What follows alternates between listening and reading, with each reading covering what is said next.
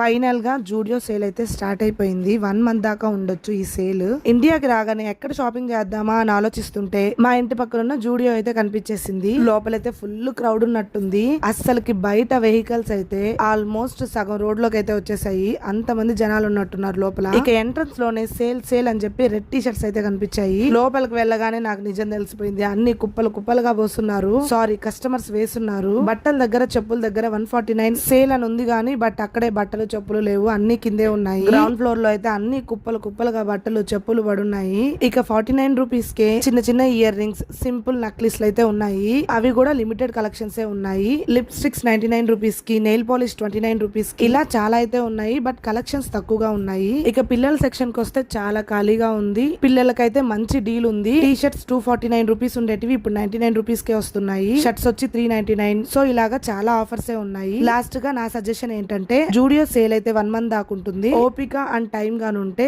హ్యాపీగా వెళ్ళేసి షాపింగ్ చేసేసేయండి. బాయ్.